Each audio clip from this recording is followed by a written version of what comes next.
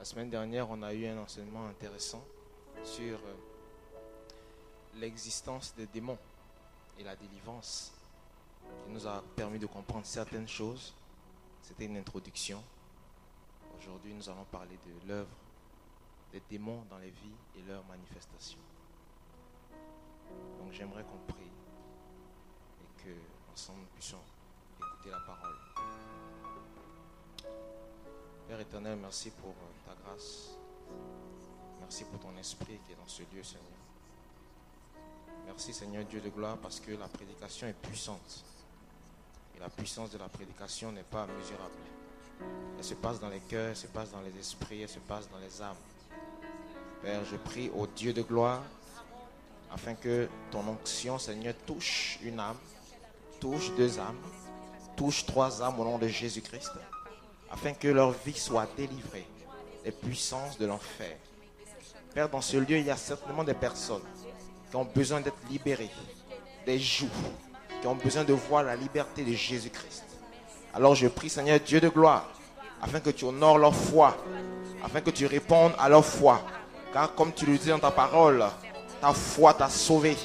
Alors je prie au Dieu, afin que leur foi puisse leur permettre de se connecter à la puissance libératrice de Jésus-Christ. Père, merci pour ta parole. Merci, Seigneur, pour ton onction. Et merci pour ce que tu vas faire aujourd'hui encore dans les cœurs. Dans le nom de Jésus. Amen.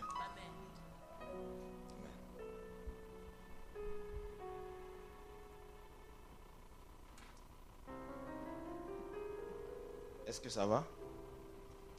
Est-ce que vous allez bien? Vous avez l'air un peu crispé. Je comprends, vous êtes pieux. Vous respectez la parole, vous respectez la prédication. C'est une bonne chose. Parce que la Bible dit qu'à la fin des temps, les gens seront irréligieux. Nous devons être pieux, nous devons respecter les choses de Dieu, nous devons avoir de la crainte pour le nom du Seigneur. Nous ne devons pas faire les choses de Dieu à la légère. L'église n'est pas un club, l'église n'est pas une entreprise. L'église, c'est la maison de Dieu.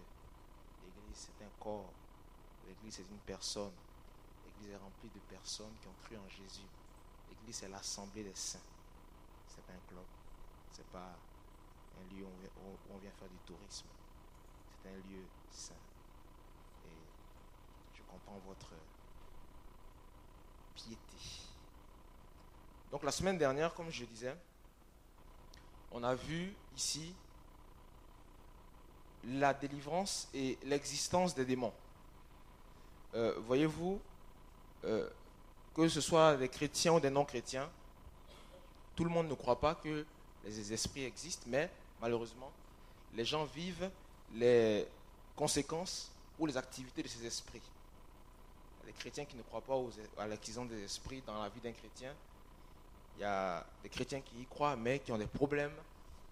Il y a des non-chrétiens qui croient, il y a des non-chrétiens qui ne croient pas.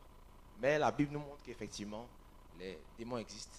Et Jésus-Christ, qui est Dieu, a beaucoup été en contact de ces démons et les a chassés, a délivré des centaines de personnes, des milliers de personnes, et leurs vies ont été transformées. Et Jésus-Christ, dans son ministère, nous montre bien que les démons ont une activité et que les démons minent la vie des hommes. Donc, effectivement, comme je disais la semaine dernière, la délivrance se définit en fait. Pour ceux qui n'étaient pas là, on fait un petit rappel. La délivrance se définira comme le fait de briser des liens, d'être libéré en fait d'un joug en fait qui nous empêche d'être épanouis. Par exemple, dans un pays, lorsqu'un pays est colonisé, j'ai pris l'exemple de mon pays, la Côte d'Ivoire, qui a été colonisé pendant 60 ans, 63 ans exactement. Nous avons eu l'indépendance de la France après 63 ans de colonisation et c'était pour nous une délivrance du joug colonial. Vous avez d'autres pays qui ont eu aussi la colonisation et qui ont été affranchis, qui sont devenus indépendants. Voilà. Donc la délivrance au point de vue d'un pays, pour un pays par exemple, c'est le fait que l'occupant parte et ils retrouvent leur liberté et retrouvent le droit de pouvoir jouir pleinement de leur souveraineté. La délivrance pour une personne, c'est qu'elle a des problèmes dans sa vie c'est qu'elle sent qu'elle est bloquée par des choses qu'elle n'arrive pas à vaincre. Et lorsqu'elle est délivrée, elle retrouve sa capacité à pouvoir jouir de toutes ses fonctions. Donc la délivrance a plusieurs aspects, mais dans la délivrance, vous retrouverez toujours l'aspect d'être libre, de retrouver la liberté. Quelqu'un peut être né libre, il a été emprisonné, il est délivré. Quelqu'un peut être né emprisonné, lorsqu'il est délivré, il est délivré. Le résultat est le même, il est délivré. Voyez-vous? Donc j'ai essayé de donner quelques éléments bibliques pour nous montrer en fait que Jésus a passé la plupart de son ministère à enseigner, à guérir les malades et à chasser les démons. Voyez-vous? Et comme je le disais de façon un peu ironique, aujourd'hui Jésus serait considéré comme un activiste, mais Jésus a fait 3 ans d'enseignement, de prédication, de délivrance et de miracles. Il a passé 3 ans à faire ça. C'était ça sa vie. Il se levait le matin, il priait, il sortait, il partait enseigner, il chassait les démons, il guérissait les malades, il revenait le soir et une autre journée. Pendant 3 ans, c'est-à-dire pendant 36 mois, il a fait ça. Et donc, le ministère de Jésus est un ministère qui est tout souvent en contact avec ce qu'on appelle délivrance. Et souvent en contact en fait avec les esprits impurs qui oppressent les hommes, qui les empêchent d'être épanouis, qui les lient en fait.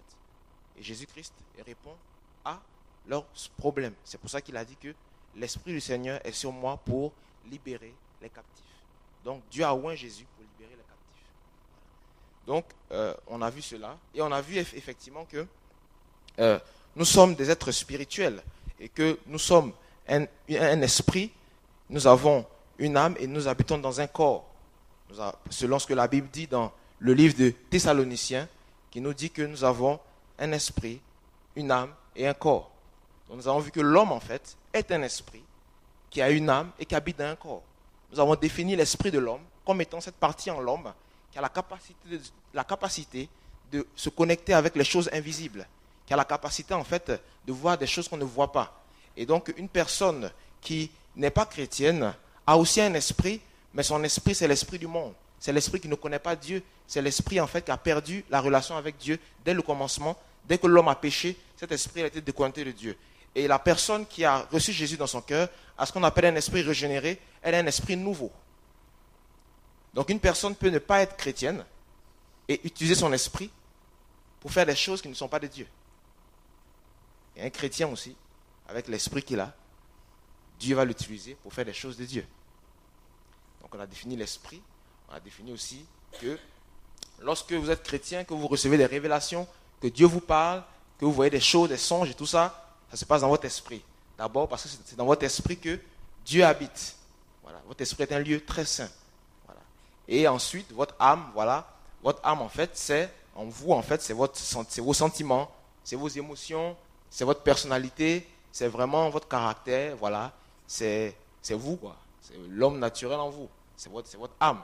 Et votre âme en fait, lorsque vous êtes chrétien, votre âme est connectée à votre esprit et des choses se passent. Lorsque vous avez des révélations dans votre intelligence, vous les voyez et en fait c'est vraiment votre âme en fait a la capacité aussi de percevoir des choses que l'esprit voit et ensuite votre corps va parler en fait. Voilà. Quand dans votre cœur vous entendez le Saint-Esprit vous dit, Dieu vous dit, voilà une parole pour quelqu'un, ça se passe d'abord dans votre esprit. Et ensuite, vous entendez, vous dites, ah, j'ai reçu ça. Et votre bouche parle. Vous dites, voilà ce que Dieu m'a dit. Voilà. Voyez. Donc, l'esprit, l'âme et le corps. Et votre corps, en fait, est la partie en vous qui se connecte avec le monde naturel, qui touche ça, voilà, qui parle là, qui vous voit, tout ça, qui saute. Ça, c'est votre corps. Et on a défini cela, voilà, esprit, âme et corps. Voilà. Et on a vu effectivement qu'un chrétien peut avoir besoin de délivrance. Parce qu'un chrétien, il a un esprit, il a une âme, il a il a un corps plutôt. Et comme on a pu voir ça en fait, on a pris l'exemple du livre d'Ézéchiel. On a médité ce livre-là. Et dans ce livre-là, on a pu voir en fait que au temps des Juifs, au temps de l'Ancien Testament en fait, il y avait un problème au niveau du royaume d'Israël. Il y avait un souci à leur niveau. Ils avaient abandonné le Seigneur. ils vivaient dans des choses impures. Ils avaient été déportés à cause de leurs péchés dans une autre contrée qu'on appelait Babylone. Il y a des Juifs qui étaient restés en fait à Jérusalem. Et ces Juifs-là ne servaient plus véritablement Dieu. Ils vivaient selon plusieurs idoles, dont l'idole de la jalousie, dont l'idole de Tammuz. Bon, il y avait plein d'esprits qui n'étaient pas de Dieu au niveau de ces Juifs-là. Ils étaient en fait sans véritablement Dieu en fait. Et on a vu en fait que le prophète Ézéchiel, qui est un prophète en fait, qui était à Babylone, va avoir des visions surnaturelles et il va voir des choses en fait dans le temple des Juifs en fait. Dans le temple des Juifs, il va voir des choses bizarres. Il va voir en fait que dans le temple même, il y avait des représentations en fait d'esprits impurs. Il y avait des reptiles, il y avait des abominations qui étaient dans le parvis. Et à l'entrée même du lieu très saint, les gens en fait s'asseyaient et ils adoraient en fait le soleil. Ils adoraient en fait des dieux étrangers. Et cela se passait à l'intérieur en fait du temple du Seigneur. Sachant que dans le temple du Seigneur, vous avez le lieu très saint, vous avez le lieu saint et vous avez le parvis. Et dans notre corps, c'est la même chose. Votre esprit, c'est le lieu très saint. Votre âme, c'est le lieu saint. Et le parvis, c'est votre corps. Et donc, dans le lieu très saint, il y avait la présence de Dieu. En ce temps-là, dans le lieu très saint, le Saint-Esprit reposait en fait sur l'arche du témoignage, en fait, sur l'arche de l'alliance. Il reposait dessus, dans le lieu très saint. Et vous avez aussi le lieu saint, vous avez le parvis. Et dans le parvis, il y avait des idoles. À l'entrée du lieu saint aussi, il y avait aussi une idolâtrie qui était effectuée de façon régulière et récurrente. Mais malgré ça, en fait, l'Esprit de Dieu était toujours dans le lieu très saint. L'Esprit de Dieu n'est pas parti à l'instant même où ils ont commencé. L'Esprit de Dieu est resté longtemps avec toutes ces choses-là. Et à un moment donné, il est parti parce que le péché avait trop abondé. Et on a compris en fait que un chrétien peut être habité par des esprits en fait. Ça ne fait pas qu'il n'est pas un chrétien. Parce que dans son corps et dans son âme, il peut avoir des esprits en fait. Il peut avoir des choses qui ne sont pas de Dieu. Comme dans ce passage-là, qui nous montre assez simplement en fait, que Dieu peut être quelque part, il peut siéger quelque part, mais il y a des esprits qui sont là en fait. Il y a des gens qui font des choses à côté. Et ces esprits-là, voilà, agissent, les gens font ce qu'ils veulent. Et les choses vont comme ça. Et ce qui peut expliquer en fait que le chrétien aussi peut avoir des fois ces soucis-là, mais ça ne fait pas de lui un non-chrétien.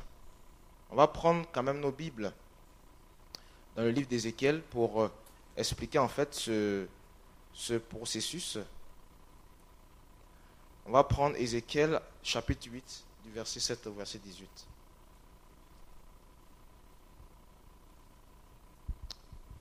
Prophète Ézéchiel, chapitre 8, du verset 7 au verset 18. Donc, Ézéchiel dit, alors il me conduisit à l'entrée du parvis. Je regardais et voici, il y avait un trou dans le mur. En fait, c'est le Seigneur qui le conduit à l'entrée du parvis. Voilà. Ézéchiel est en train de vivre une expérience spirituelle assez particulière. L'Esprit de Dieu l'a ravi en fait. Et ça, aujourd'hui, nous expliquerons ce terme de l'Esprit de Dieu l'a ravi. Il me conduisit à l'entrée du parvis. Je regardais et voici, il y avait un trou dans le mur. Et il me dit, fils de l'homme, perce la muraille. Je perçais la muraille et voici, il y avait une porte. On descend. Et il me dit, entre et vois les méchantes abominations qu'ils commettent ici.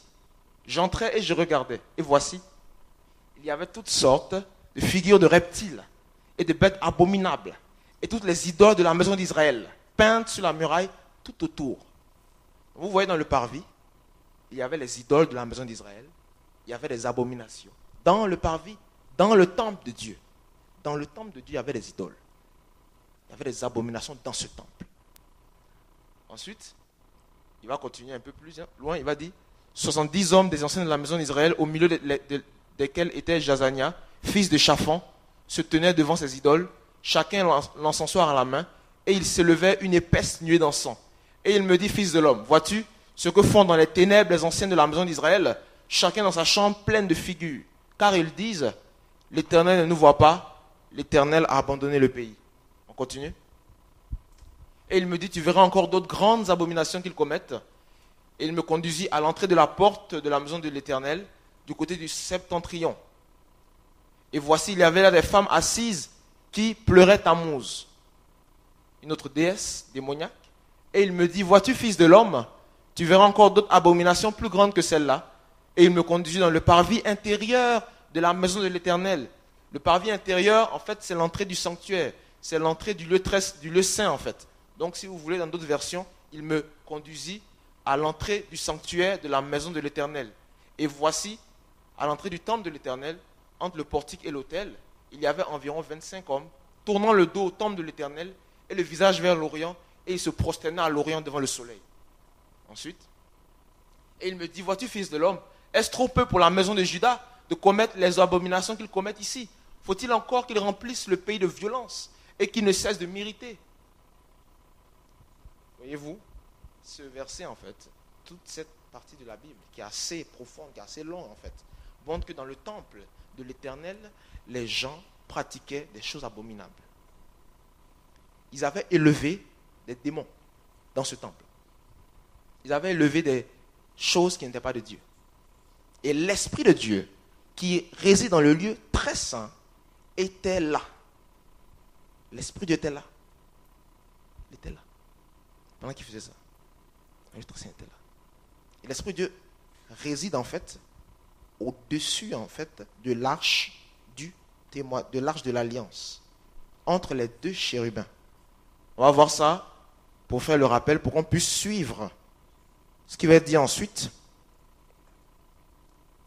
On va voir ça dans le livre d'Exode 25, du verset 21 au verset 22. Exode 25, du verset 21 au verset 22.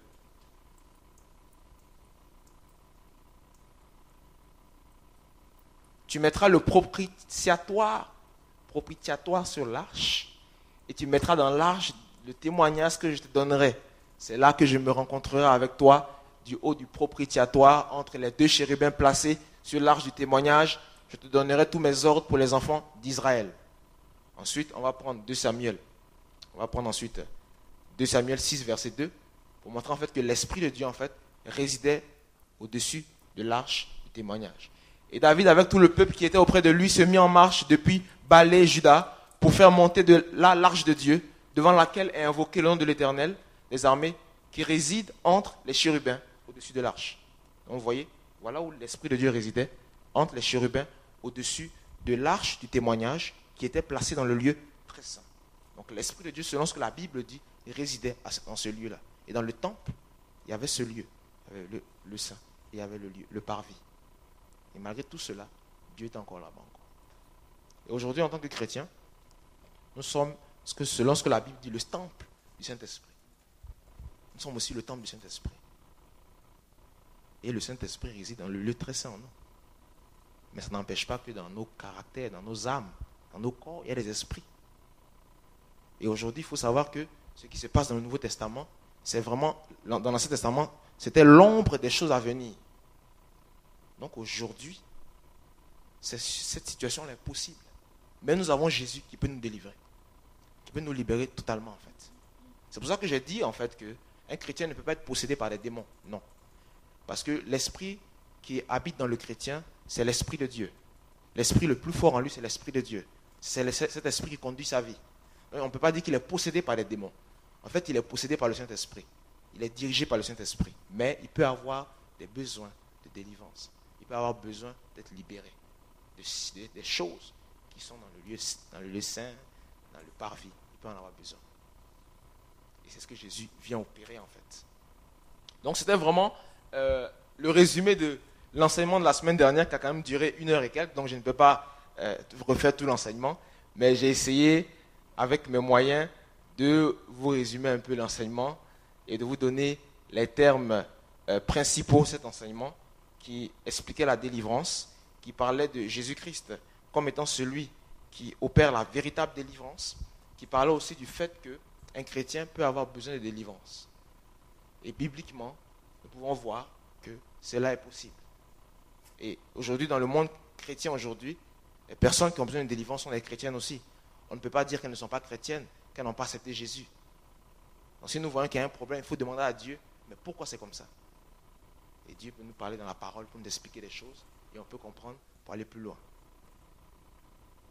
Donc aujourd'hui, après ce petit rappel rapide de ce qu'on a fait la semaine dernière, nous allons parler aujourd'hui d'un sujet assez intéressant qui est l'œuvre des démons dans les vies et leurs manifestations.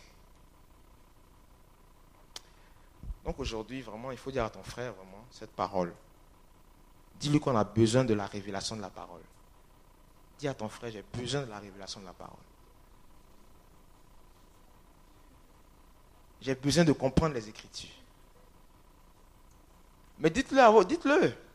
Voilà. J'ai besoin de comprendre les Écritures. Parce que tout ce qu'on est en train de faire, là, c'est la parole en fait. Ce ne sont pas des fables, ce ne sont pas des discours, ce ne sont pas des doctrines des hommes, des traditions humaines. C'est ce qui est écrit dans la parole. Donc aujourd'hui, il faut savoir que les démons existent effectivement et qu'ils travaillent dans la vie des hommes. Ce n'est pas une fable, ce n'est pas une histoire qu'on raconte, c'est une réalité. Les démons n'ont pas toujours été ainsi. Ils étaient auparavant auprès de Dieu et étaient des anges de lumière. Donc aujourd'hui on voit les démons, ils n'ont pas toujours été comme ça en fait. Ça c'est le fruit de leur maladresse, mais avant c'était des anges de lumière. Ils sont devenus des démons ou anges déchus lorsqu'ils se sont rébellés avec Lucifer et ont été précipités sur la terre. C'est à ce moment-là qu'ils sont devenus des démons. Sinon avant, c'était des anges de lumière. Aujourd'hui, ils sont devenus ce qu'on appelle des anges de Satan. Comme Paul dit, un ange de Satan me souffle dans les pieds. Ce sont les anges de Satan. Mais avant, c'était des esprits glorieux. C'était des esprits de lumière qui étaient avec Dieu dans le ciel. Et lorsqu'ils ont péché avec Lucifer, ils ont perdu leur éclat et leur gloire. Ils sont devenus des anges des ténèbres, des démons. On va revenir encore à mon livre préféré ces derniers temps, le livre d'Ézéchiel, qui est un livre très intéressant, pour expliquer en fait l'histoire des démons et l'histoire en fait de leur maître, qui est aujourd'hui appelé le diable. Ézéchiel 28, du verset 12, on commence au verset 12. Verset 12. Ézéchiel 28, verset 12. Donc c'est toujours Dieu en fait, voilà, c'est le prophète Ézéchiel qui est en train de parler. Hein, et fils de l'homme prononce une complainte sur le roi de Tyr. Donc là en fait c'est vraiment le Seigneur qui parle à Ézéchiel et Ézéchiel doit dire des choses en fait. Ézéchiel doit faire ce qu'on appelle, doit prophétiser. Prononce une complainte sur le roi de Tyr. Tu lui diras, ainsi parle le Seigneur l'Éternel. Tu mettais le sceau à la perfection. Tu étais plein de sagesse, parfait en beauté. Tu étais en Éden, le jardin de Dieu. Tu étais couvert de toute espèce de pierres précieuses, de sardoine, de topaz, de diamants, de chrysolite, d'onyx, de jaspe, de saphir, d'escarbouche, d'émeraude et d'or.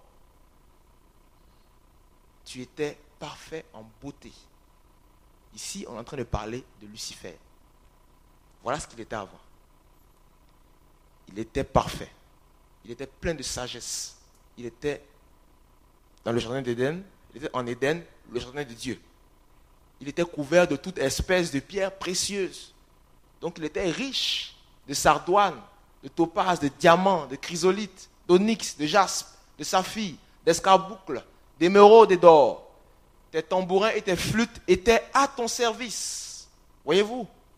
Tes tambourins et tes flûtes étaient à ton service. Il était au ciel le maître de la louange. C'était lui le maître de la louange. Tes tambourins et tes flûtes étaient à ton service. Préparé pour le jour où tu fus créé.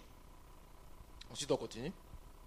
Tu étais un chérubin protecteur aux ailes déployées. Je t'avais placé et tu étais sur la sainte montagne de Dieu. Tu marchais au milieu des pierres étincelantes. Tu as été intègre dans tes voies depuis le jour où tu fus créé jusqu'à celui où l'iniquité a été trouvée chez toi. Continue. Par la grandeur de ton commerce, tu as été rempli de violence et tu as péché. Je te précipite de la montagne de Dieu et je te fais disparaître, chérubin protecteur, du milieu des pierres étincelantes. Ton cœur s'est élevé à cause de ta beauté. Tu as corrompu ta sagesse par ton éclat. Je te jette par terre. Je te livre en spectacle au roi. Voyez-vous, voici l'histoire de Lucifer, dans toute sa gloire au début, lorsqu'il était avec Dieu. La Bible nous dit que c'était un chérubin protecteur. Il faisait partie de la classe d'anges qu'on appelle chérubin. C'est une classe quand même d'anges assez spéciale. Et, non, c'est bon. Il faut remonter un peu. Remonte au 15, voilà, remonte au 15. Donc, on voit que c'était un ange de Dieu, en fait. Et dans d'autres passages de la Bible, il était appelé le fils de l'aurore. Il était le fils de l'aurore. Donc, Lucifer avait une grande gloire. Et la Bible dit qu'il a été intègre. Donc, il était avec Dieu dans ses voies depuis le jour où il a été créé, jusqu'à celui où l'iniquité a été trouvée chez lui.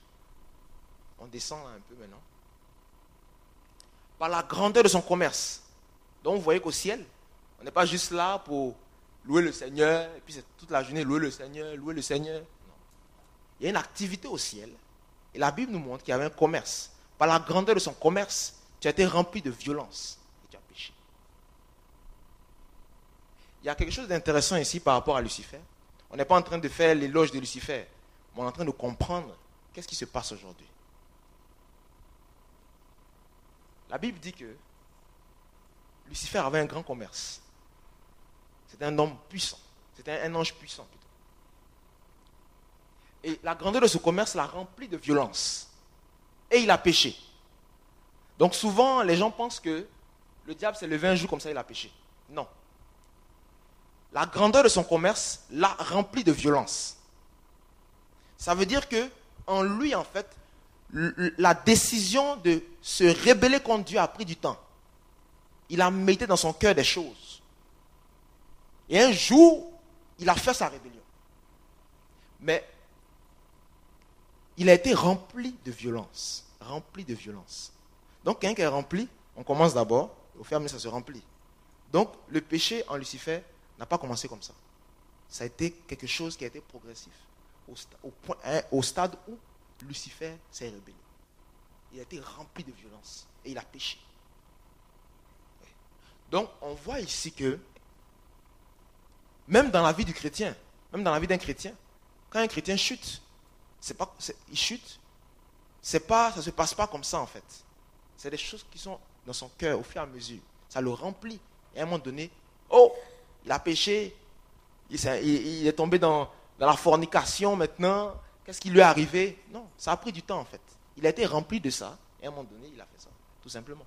C'est ce qui s'est passé avec Lucifer. Il a été rempli de violence. À cause de quoi? De la grandeur de son commerce. À cause de la gloire. Parce qu'il était riche, il était puissant. Donc ça l'a rempli d'orgueil. Il était beau, il était majestueux, il était puissant. Et toutes ces choses-là en lui l'ont rempli de violence. Et il a péché. Malheureusement. Nous allons voir dans le livre d'Ésaïe 14, au verset 12. Ésaïe 14, 12, 13, 14. Ésaïe 14, verset 12 d'abord. Verset 12.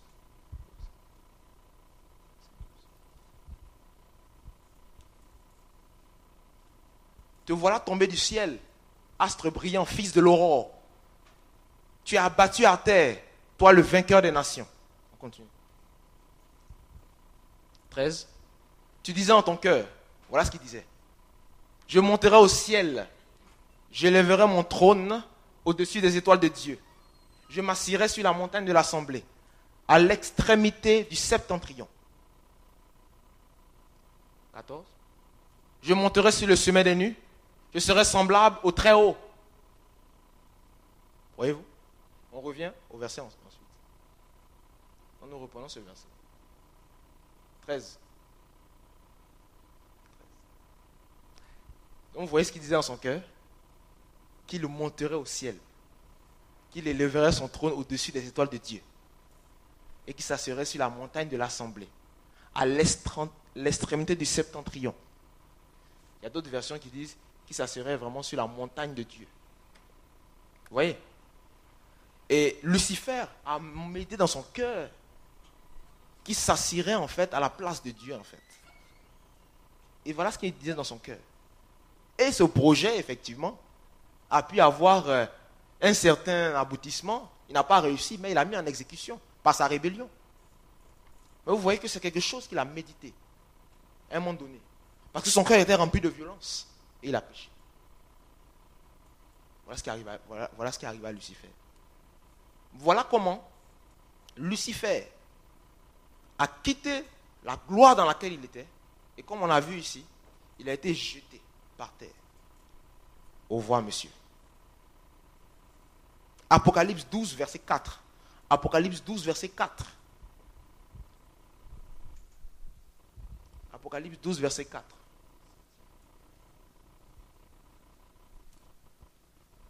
Apocalypse 12, verset 4. Sa queue entraînait le tiers des étoiles du ciel et les jetait sur la terre. Le dragon se tint devant la femme qui allait enfanter afin d'élever son enfant lorsqu'elle l'aura enceinté. Donc, voyez-vous, sa queue entraînait le tiers des étoiles du ciel et les jetait sur la terre. Ici, le diable a été jeté sur la terre. Et voyez-vous, lorsque le diable a voulu s'élever à la place de Dieu, il avait des gens avec lui. Il avait le tiers des anges qui étaient au ciel. Il avait le tiers des anges qui étaient au ciel avec lui. Et dans sa rébellion, dans son coup d'État, il avait le tiers des myriades. Les myriades, c'est des milliers de milliards. Au ciel, il y a des myriades d'anges. Et une myriade seulement, c'est des milliers de milliards. On peut même pas imaginer en fait. Voilà, on dit des myriades, bon, on ne sait plus quoi. Voilà, des myriades. Et lui, il a réussi dans le ciel à entraîner un tiers de myriades. Vous vous imaginez? Il a réussi à faire ça. Ensuite, on va dans le verset 7 jusqu'au verset 9. Verset 7 à 9. Et il y eut guerre dans le ciel. Michel et ses anges combattirent contre le dragon. Et le dragon et ses anges combattirent. Mais ils ne furent pas les plus forts et leur place ne fut plus trouvée dans le ciel. Jusqu'au verset 9. Et il fut précipité le grand dragon, le serpent ancien, appelé le diable et Satan, celui qui séduit toute la terre. Il fut précipité sur la terre et ses anges furent précipités avec lui. Voilà comment ils se sont retrouvés ici. Après une bataille terrible où ils n'ont pas eu la victoire. Ils n'ont pas eu la victoire. Ils ont perdu. Et ils ont été précipités sur la terre. Comment ils se sont retrouvés là. Et voyez-vous, il y a quelque chose qui est assez intéressant dans tout ça. C'est que souvent on pense que les anges ne sont pas comme les hommes. Que les anges en fait n'ont pas de volonté. Ils sont là, ils obéissent à Dieu, ils ont été créés comme des robots pour servir Dieu. Voilà, ils doivent servir Dieu. Mais on se rend compte ici que les anges avaient une volonté, puisqu'ils ont bien voulu obéir à Satan pour le suivre dans sa rébellion. Tellement ils avaient leur volonté, ils sont même allés en guerre contre leurs confrères anges. Donc les anges aussi ont une volonté. Et dans l'église, on peut croire que les anges n'ont pas de volonté. Et ce sont les messagers de Dieu. Ils servent Dieu volontairement. S'ils ne veulent pas servir Dieu, ils ne le servent pas. Vous voyez ici, ils ne l'ont pas servi. Ils ont même osé se battre avec leurs confrères. Les anges servent Dieu aussi volontairement. Parce que Dieu, c'est un Dieu de vérité. Et dans la vérité, il ne peut pas empêcher les gens d'avoir la liberté de leur conscience. Les anges sont libres de servir Dieu ou pas. Et c'est ce qui s'est passé dans le ciel. Lorsque Dieu a créé Lucifer, il a donné à Lucifer la liberté. Voici ma parole, voici ce qu'il faut faire. Et je te donne la liberté de me suivre ou de ne pas me suivre. Parce que Lucifer, par exemple, on se demande souvent, mais comment est-ce que le diable a pu pécher? Mais si quelqu'un est libre, il peut pécher. Il choisit le bien ou il choisit le mal. Lucifer était libre de choisir le bien ou de choisir le mal. Ce n'est pas un robot, Lucifer. Si un robot fait des choses qui ne sont pas données par le logiciel, qui ne sont pas inscrites dans sa mémoire, là, il y a un problème. Mais Lucifer était libre de pécher. Il pouvait faire ce qu'il voulait. Il avait la liberté. Parce que Dieu, c'est un Dieu de vérité. Il ne veut pas te rendre esclave, Il te dit qu'effectivement, la vérité, c'est quoi? La vérité, c'est que tu peux dire non. Tu peux dire oui, tu peux dire voici la vérité. Tu as le pouvoir de dire oui ou non. Et donc, Lucifer avait ce pouvoir. Et qu'est-ce qui a fait que Lucifer a péché? C'est un assemblage de choses. C'est la gloire qu'il n'a pas pu gérer, la puissance, l'éclat, la grandeur de son commerce, a fait qu'il voulait maintenant être au-dessus de Dieu maintenant. Et il a péché. Les anges aussi qui l'ont suivi. Eux aussi, apparemment, ils aimaient bien Lucifer. Et vous voyez que Lucifer a fait une campagne électorale dans le ciel pour les motiver à le suivre. Il a fait une campagne devant des milliards de personnes. Suivez-moi, suivez-moi, suivez-moi. Il faut qu'on fasse un coup d'état à Dieu. Et il a réussi à faire sa campagne puisqu'ils l'ont suivi. Donc aujourd'hui, souvent on ne comprend pas pourquoi le diable a péché. Il a péché tout simplement parce que sa volonté était libre. Si sa volonté avait été téléguidée, il n'aurait jamais péché. Parce qu'il pouvait dire oui, il pouvait dire non. C'est pour ça qu'il a péché. Donc quand Dieu crée le diable, quand il le crée Lucifer, le fait qu'il donne à Lucifer la capacité d'avoir une volonté libre, Dieu sait qu'il peut pécher. C'est une possibilité. Il peut dire non. Il peut dire non aussi. C'est ce que Lucifer a fait. Il a dit, à un moment donné, il a préféré faire autre chose que les choses de Dieu. Voilà pourquoi le péché a pu exister au ciel. Tant que la volonté de quelqu'un est libre, il y a une possibilité qu'elle dise non. Même vos enfants, quand vous leur dites ça, ils peuvent dire non. C'est pas obligé de dire oui. Vous êtes leur père, vous les avez mis au monde, ils vous connaissent. Ils peuvent dire non. Donc aujourd'hui, on voit que la chute de l'homme, la chute de Lucifer plutôt, et de ses anges montre que les anges ont une volonté. Ce ne sont pas des robots télécommandés. Ils avaient la volonté et ils sont allés jusqu'au bout. Et ils ont été précipités sur la terre. Voici comment le diable et son royaume des ténèbres est arrivé sur la terre.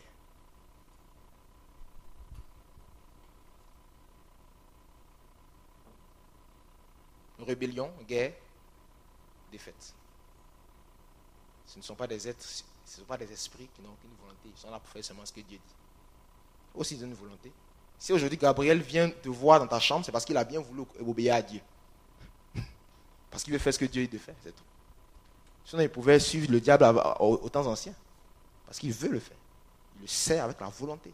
Même les anges ont une volonté. Ça, c'est important qu'on comprenne ça. Parce que souvent, on pense que les anges n'ont pas de volonté. Et ils font ce que Dieu dit de faire, c'est fini. Non, ils ont une volonté aussi. Et c'est ce qui a fait qu'ils ont pu pécher, puisqu'ils avaient une volonté. C'est parce que Adam avait une volonté qu'il a pu pécher. Il avait la volonté en lui. Donc il a pu dire non, on va faire ce qu'on veut faire. Voilà.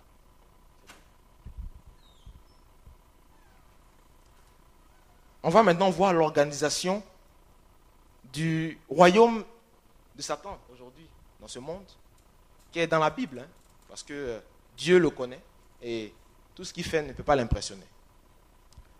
La Bible dit dans le livre d'Éphésiens au chapitre 6, du verset 13 au verset 14. Car, Éphésiens 6, verset 13 à 14. Car nous n'avons pas à lutter contre la chair et le sang, mais contre les dominations, contre les autorités, contre les princes de ce monde de ténèbres, contre les esprits méchants dans les lieux célestes. C'est pourquoi prenez toutes les armes de Dieu afin de pouvoir résister dans le mauvais jour et tenir ferme après avoir tout surmonté. Donc la Bible dit ici que on n'a pas à lutter contre la chair et le sang. Donc quand vous sentez que vous êtes oppressé dans la prière, ne détruisez pas le gars, ne mettez pas des flèches sur sa tête, je mets des flèches sur lui. Au nom de Jésus-Christ, on te dit que tu n'as pas à lutter contre la chair et le sang, contre les esprits. On va voir contre qui il faut lutter. Contre les dominations, contre les autorités, contre les princes de ce monde de ténèbres, contre les esprits méchants dans les lieux célestes. Donc vous voyez que le royaume du diable est décrit ici. Voici son organisation. Domination, autorité, prince de ce monde, esprit méchant. Voici la classification de tout son royaume.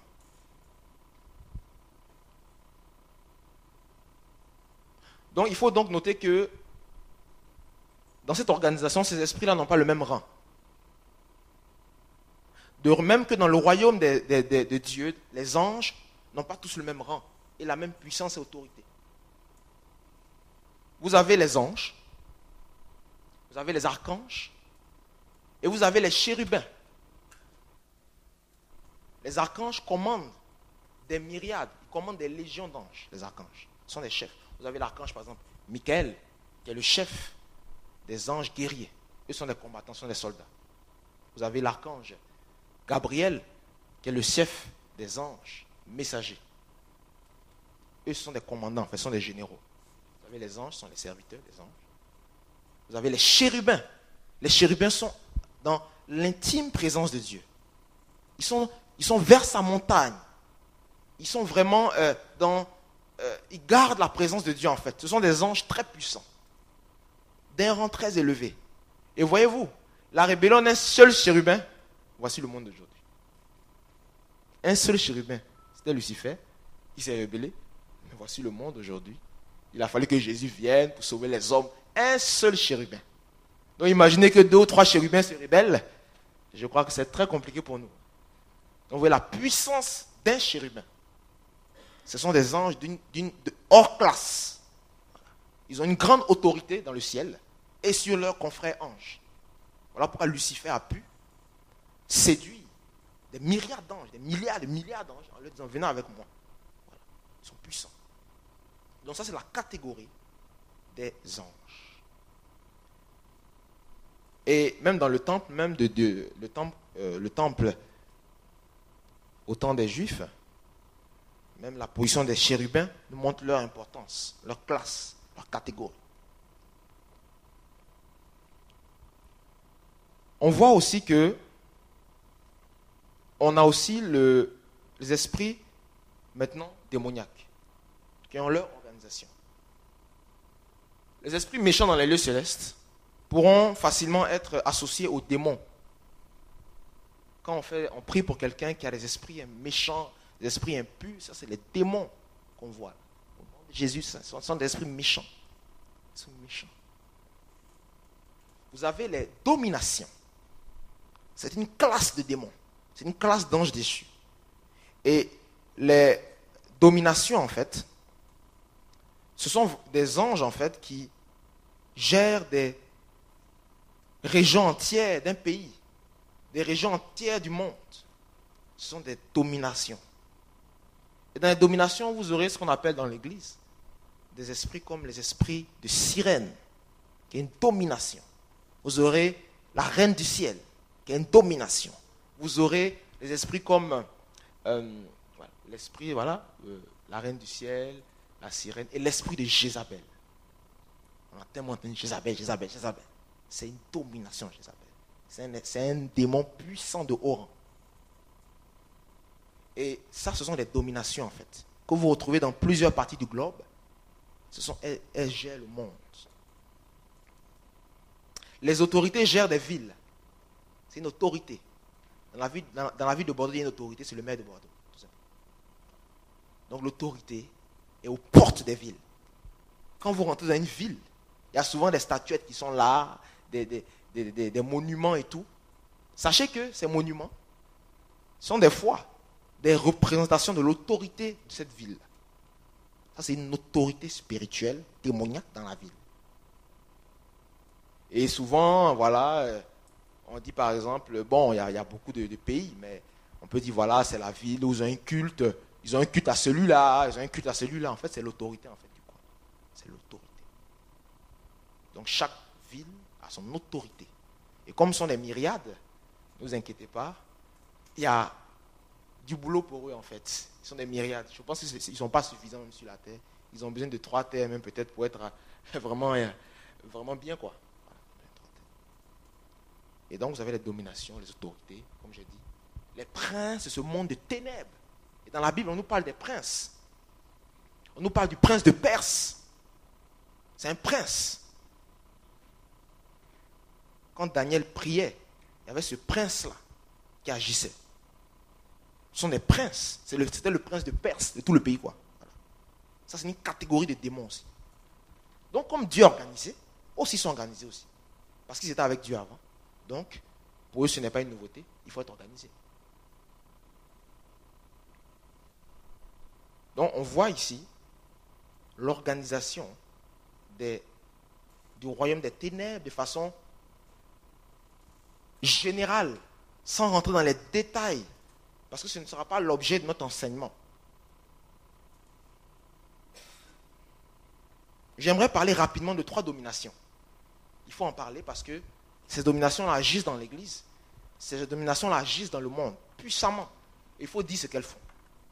Vous allez prendre un esprit comme la sirène des eaux, qui est une domination. La sirène des eaux agit dans tout ce qui est séduction. Elle agit dans la débauche sexuelle, fornication. Le fait de ne pas avoir des relations sexuelles, d'avoir des relations sexuelles hors mariage. C'est un péché. Oui, c'est un péché. Le fait d'avoir des rapports sexuels hors mariage, dans la Bible, c'est un péché. L'adultère, le fait d'avoir des rapports sexuels avec une autre femme, avec la femme d'une personne mariée, voilà, c'est de l'adultère. De tromper son mari, c'est de l'adultère. La masturbation, le fait de se procurer des plaisirs intimes, c'est un péché. Oui, c'est un péché. Parce qu'il y a des gens qui disent que ce n'est pas un péché. Mais c'est un péché pourquoi? Parce que quand tu te masturbes, tu ne penses pas à Jésus-Christ quand tu te masturbes. Non, il faut qu'on dise la vérité. Parce qu'il y a des chrétiens qui disent que ce n'est pas un péché. C'est un péché. Jésus dit seulement, si tu convoites la femme d'autrui, par tes pensées, tu as péché. Donc quand tu te masturbes là, tu n'es pas en train de penser en fait à la réunion de ce soir.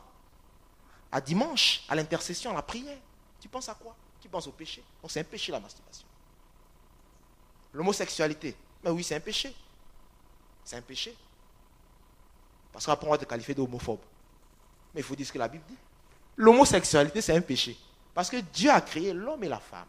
C'est l'homme et la femme qui doivent former une seule chair, qui doivent avoir des rapports. Ce n'est pas deux hommes ou deux femmes. C'est un péché. L'homosexualité, c'est un péché. Voilà. Et ça, c'est produit par la sirène des eaux qui agit dans toutes ses manifestations. Et dans le monde entier, vous voyez que tout le monde fait ça. Donc c'est une domination qui agit dans le globe. Voilà. La sirène des eaux amène aussi les chrétiens dans des doctrines où la sanctification n'est plus nécessaire. Elle vient dans l'église, pas des oui, mais vous savez, oh, Dieu nous aime, vous comprenez que ce n'est pas trop grave. Voilà, il faut baisser l'exigence de sanctification, franchement. Non, elle séduit même dans l'église l'esprit de sirène. Domination. Et c'est un esprit des eaux. Apocalypse 17, au verset 1, nous parle de la sirène des eaux et de ses œuvres. Apocalypse 17, verset 1. Puis un des 7 anges qui tenait les 7 coupes vint, et il m'adressa la parole en disant, viens, je te montrerai le jugement de la grande prostituée qui est assise sur les grandes eaux. La grande prostituée. Voilà son nom. Elle est assise sur les eaux. Ensuite, on partira au verset 5. De même, le verset 5. Sur son front était écrit un nom, un mystère. Babylone la grande, la mère des impudiques et des abominations de la terre. Voici son rang. Elle est la mère des impudiques, de l'impudicité, de la séduction, de toutes ces choses-là, et des abominations de la terre. C'est elle le mère. C'est l'esprit de sirène des eaux, qui a une domination. Et donc voilà aujourd'hui, elle agit. L'impudicité, c'est quoi? Souvent on pense que l'impudicité c'est seulement le fait d'avoir des rapports sexuels, qu'on n'est pas marié, la fornication, tout ça. Mais l'impudicité ça veut dire quoi? Ça veut dire ne pas être pudique. Déjà. Lorsque, dans la mode aujourd'hui, on encourage les femmes à montrer toute leur poitrine, on encourage les femmes à montrer des parties qu'elles n'aimeraient pas que tout le monde touche comme ça, ce sont des parties pudiques. C'est l'impudicité aussi. Donc l'impudicité, ce n'est pas seulement les rapports sexuels, c'est même l'habillement. L'habillement impudique, c'est l'impudicité. Et ça, c'est la sirène des eaux, qui inspire même des modes, qui inspire des films, qui inspire tout. Aujourd'hui, quand vous regardez les films aujourd'hui, il n'y a pas de mal à voir un homosexuel embrasser un homosexuel dans un film. Avant, c'était un peu, oui, moins de 16 ans, attention. Maintenant, tout le monde peut regarder maintenant. Elle a tellement bien fait son boulot. Tout le monde peut regarder les films. Dans toutes les publicités, même pour des yaourts, il faut que des gens soient en train de faire, pour des yaourts. Quel est le rapport d'un yaourt et ça? Pour un stylo, tu vois là, oui, stylo.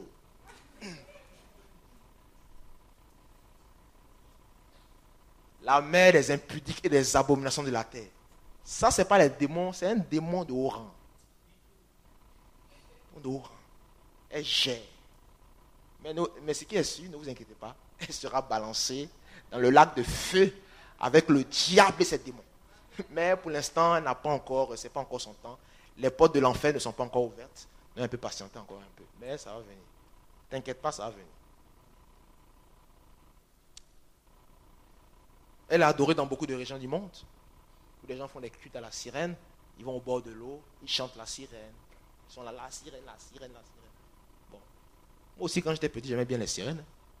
Bon, heureusement que j'ai demandé à Dieu de me délivrer, parce que vraiment, je crois que j'étais un peu aussi sous l'influence de la sirène des eaux, puisque j'étais un fornicateur par excellence. Une personne qui regardait des œuvres pornographiques.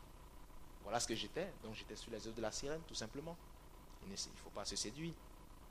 Mais Dieu m'a délivré. Ensuite, on pourra beaucoup parler de cet esprit, de ces manifestations, mais on n'aura pas le temps de faire tout ça. Elle a tellement de fichiers qu'on ne peut pas tout cliquer.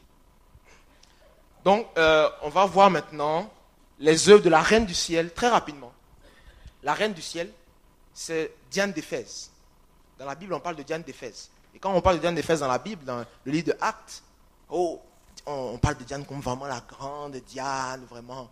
Vraiment, c'est une femme extraordinaire. Diane d'Éphèse, c'était une déesse à Éphèse que les gens adoraient. Diane d'Éphèse, c'est la reine du ciel. C'est l'idolâtrie. Ça peut peut-être choquer des gens, mais la statuette de la Vierge Marie, ce n'est tout simplement qu'une représentante de Diane d'Éphèse. Ce n'est pas la Vierge Marie qu'elle a. La Vierge Marie, elle est morte, elle au ciel. C'est fini. Quand les gens prient la Vierge Marie, ils sont en train de prier Diane d'Éphèse. Non, non. Elle n'est pas l'intercesseuse entre Jésus-Christ et les hommes. La Bible dit qu'il y a un seul médiateur entre Jésus-Christ et les hommes, entre Dieu et les hommes, Jésus-Christ. C'est fini. Il n'y a pas d'autre médiateur. Il n'y a pas une mère qui est là, oui, je prends vos requêtes, je donne ça à Dieu. Non. Cette statuette, c'est Diane d'Éphèse. C'est la reine du ciel, qui a une domination puissante, qui a réussi à amener beaucoup de gens dans des fausses religions. Ça, c'est Diane d'Éphèse, les fausses religions. Les religions, on adore les idoles, les bois, où voilà des statuettes de telle mère, de telle mère, de telle mère. Ça, c'est Diane d'Éphèse. Dans toutes ces représentations, dans toutes ces manifestations, c'est Diane d'Éphèse, ça. C'est l'idolâtrie.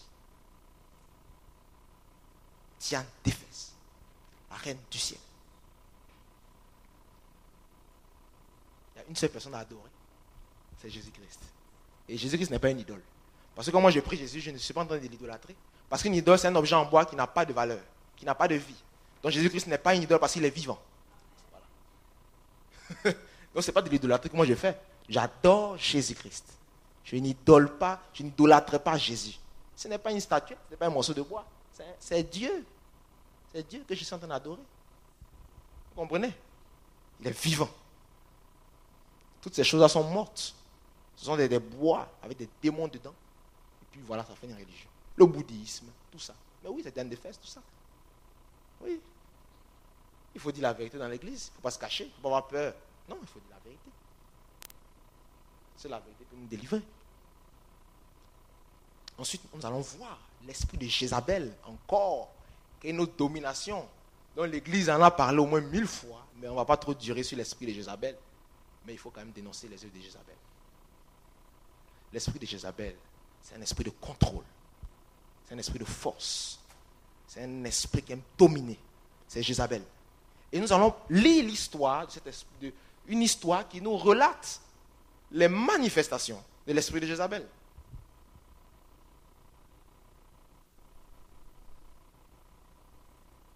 On va aller dans le livre de 2 Rois. Bon, je vérifie ça.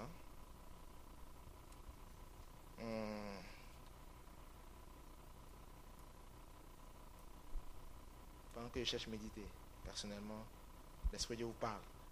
Est-ce qu'on peut être sous l'influence d'une de ces dominations? L'Esprit de Dieu nous parle.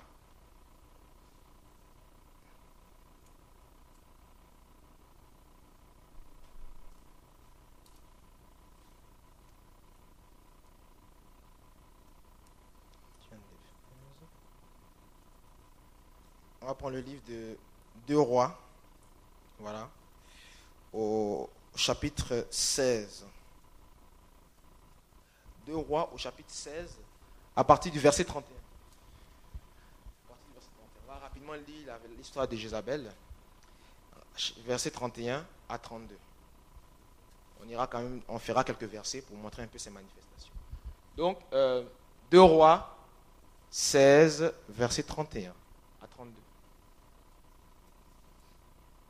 2 Rois. Vous pouvez me lire le 2 Rois? Bien, je vais prendre ma Bible.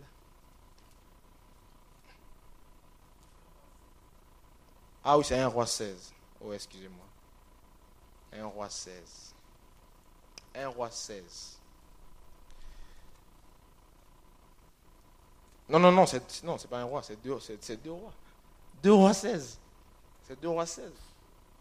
Non, ça c'est... Ah oui. Ah oui, c'est 1 Roi 16. Oh là là. 1 Roi 16. Voilà. 1 Roi 16. Et comme si c'était pour lui peu de choses de se livrer au péché de Jéroboam, fils d'un Nébat, il prit pour femme Jézabel, fils d'Ethbaal, roi des Sidoniens. Et il alla servir Baal et se prosterner devant lui. Il éleva un autel à Baal dans la maison de Baal qu'il bâtit à Samarie. Voyez-vous, après avoir épousé Jézabel, qu'est-ce qu'il va faire? Il va construire un autel à Baal. Il ne va pas servir Dieu, il va construire un autel à Baal. Donc voyez-vous, l'esprit de Jézabel ne l'a pas aidé à servir Dieu véritablement.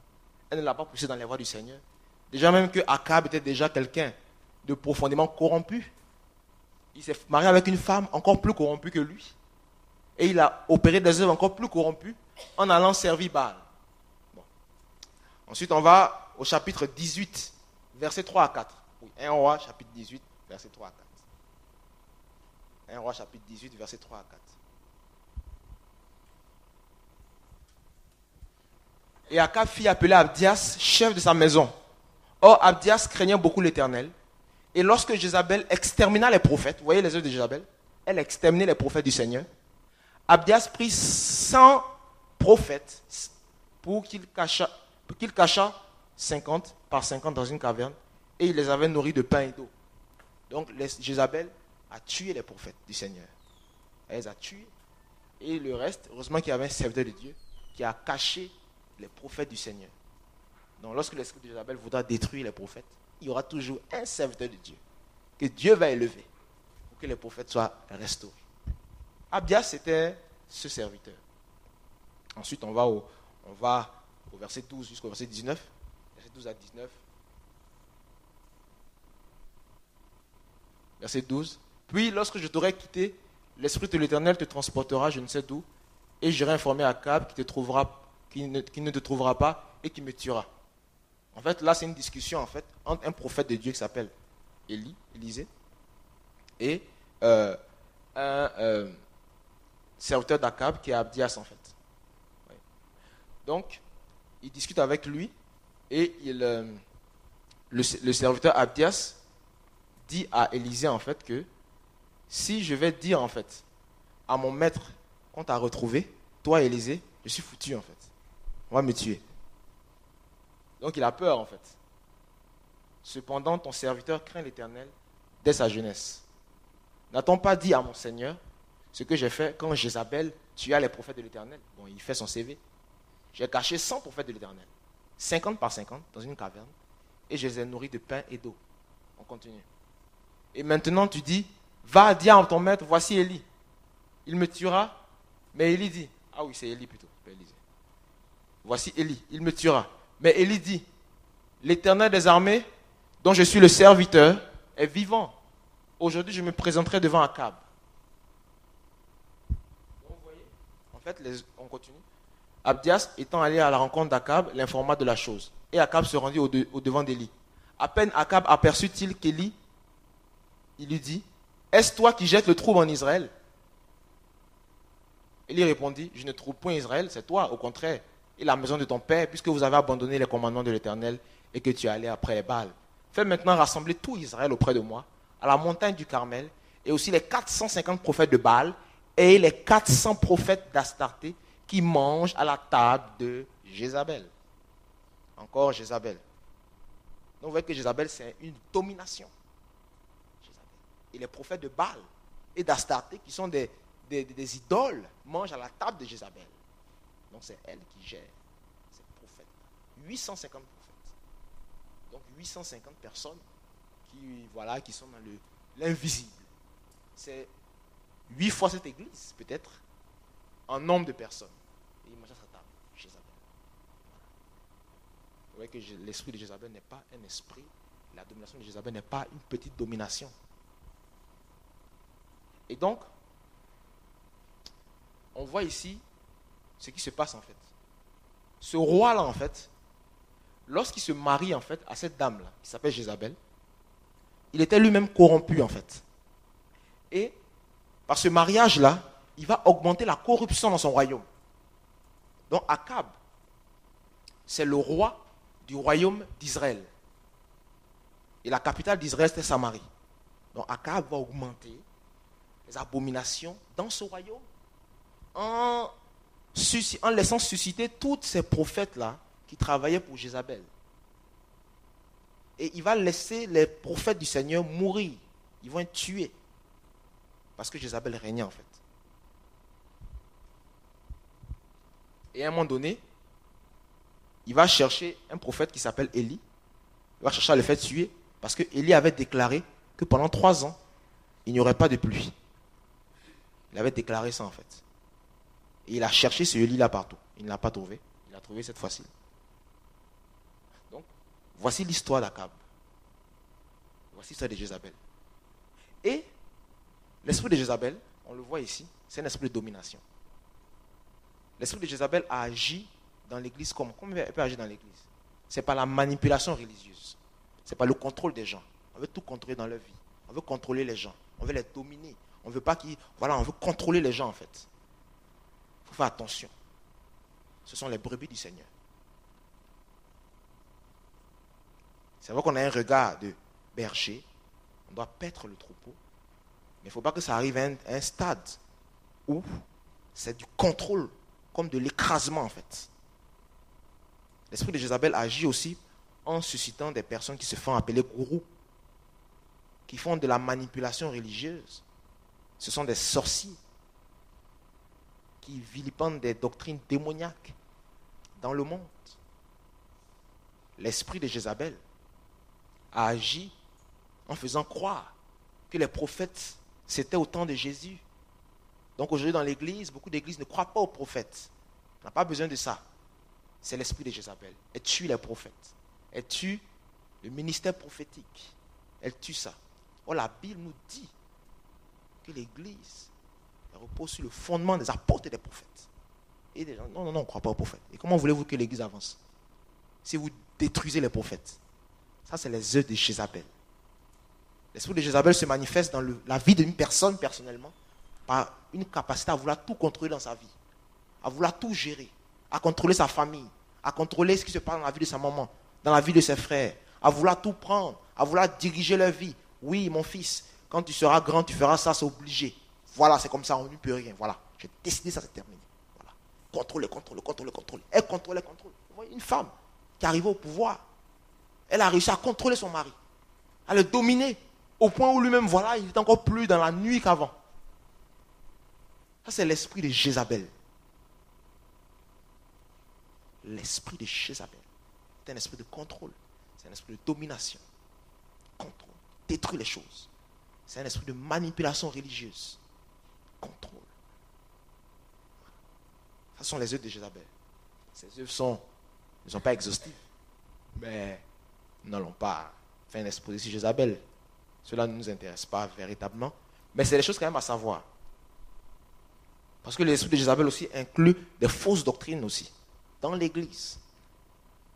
Parce que n'oublions pas que le royaume d'Israël avait comme capitale Samarie et comme roi Akab était un royaume qui était quand même un royaume qui avait été créé par Dieu. Où normalement ils devaient obéir à la loi juive. Mais ils se sont détournés de Dieu. Et avec Jézabel, ils sont allés encore plus loin dans la profondeur de leur abomination.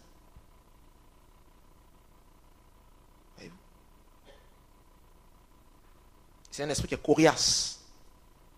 Parce que quand Élie va se confronter au prophète de Baal et d'Astarté, un seul homme se confronte à 850 personnes. La puissance de Dieu va se manifester. La gloire de Dieu va se manifester. Et ils vont voir en fait que leurs dieux ne sont que des petits. Quoi. Que le vrai Dieu, c'est Jésus-Christ, c'est Dieu. Et ils seront totalement, déboussolés. Et ils vont mourir. Parce qu'après, on voit effectivement que tous ces prophètes-là vont être exécutés. Mais quand Jézabel apprend ça, elle lance des grandes déclarations. Que les dieux la traitent de la plus grande manière si elle n'a pas eu Élie. Donc l'esprit de Jézabel, c'est un esprit qui est coriace. C'est un esprit qui va jusqu'au bout. C'est un esprit qui n'a pas peur. Qui n'a pas peur forcément de voir l'onction, de voir la puissance de Dieu, tout ça. Elle est forte. Elle a vu tous ces prophètes se faire tuer. Et elle déclare que si je n'ai pas eu Élie, non, que les dieux même me maudissent. Que ces démons, en fait, les démons, en fait, la maudissent. Donc elle va en croisade contre Élie. C'est une croisade. À la vie ou à la mort. Donc ce n'est pas une petite domination, en fait.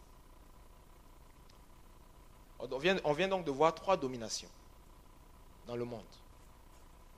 La différence entre les différents esprits du monde des ténèbres est faite quand même. Elle est faite. Maintenant, il faut savoir que les démons de haut rang travaillent avec d'autres démons, en fait. Et ils sont comme des généraux, en fait. Ils peuvent aussi être présents dans la vie de quelqu'un. Donc, quelqu'un aussi peut avoir un esprit de sirène. Parce que c'est une domination. Elle a un royaume. Et elle a ses manifestations. Donc, quelqu'un peut avoir un esprit de sirène, c'est une domination. Mais ce sont les démons qui travaillent, en fait. Ce sont des sirènes aussi. Mais c'est une domination. Quelqu'un peut avoir un esprit de Jézabel. Voilà. Mais ce sont des dominations.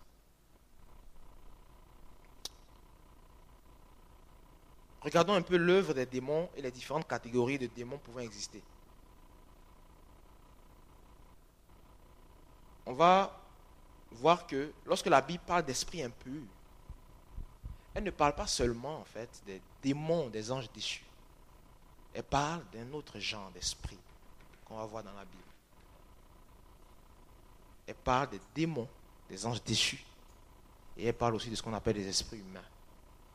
Ces esprits-là sont des esprits impurs. Le démon est un esprit impur. L'esprit humain aussi, c'est un esprit impur. Parce que les esprits humains qui font des choses dans la vie des gens, ils sont des esprits qui sont loin de Dieu, en fait. Donc, l'esprit d'un homme sans Dieu, c'est un esprit impur. Et les démons travaillent dans l'activité démoniaque. On a les démons, les anges déchus et les esprits humains.